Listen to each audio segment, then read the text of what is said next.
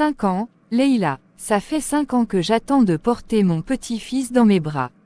Mais rien, toujours rien. Maman, tout est entre les mains de Dieu. Ahmed et moi faisons tout ce que nous pouvons, et nous n'avons pas perdu espoir. L'espoir, espérer quoi? Si tu en étais capable, tu nous aurais donné un enfant depuis longtemps. Ahmed méritait mieux, une femme qui sait rendre sa famille heureuse. Ahmed m'aime, et je l'aime. C'est ça le plus important. Avoir un enfant est un don de Dieu, je n'y peux rien. L'amour ne fait pas vivre, ma fille.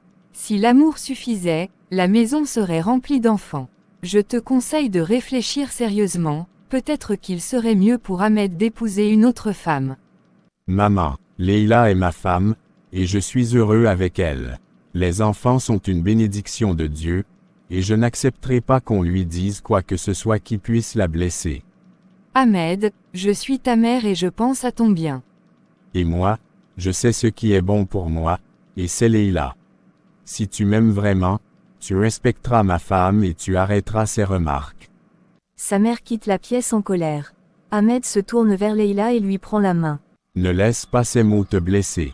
Nous sommes ensemble, et rien ne nous séparera. Merci d'être toujours à mes côtés.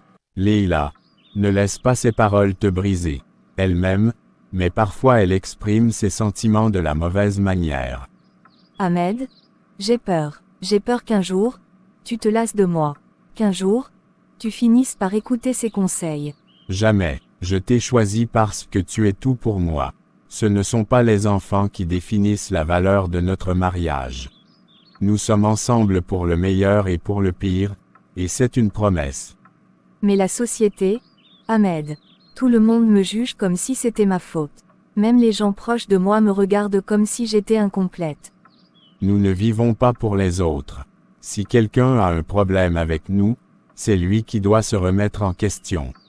Dieu a écrit notre destinée, et si un enfant doit venir, il viendra. Et s'il ne vient pas, je suis comblé avec toi. Le lendemain, la belle-mère revient à la maison après avoir réfléchi.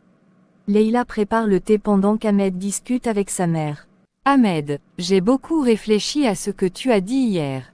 Je ne voulais pas vous blesser, mais ma peur pour toi me pousse parfois à parler sans réfléchir.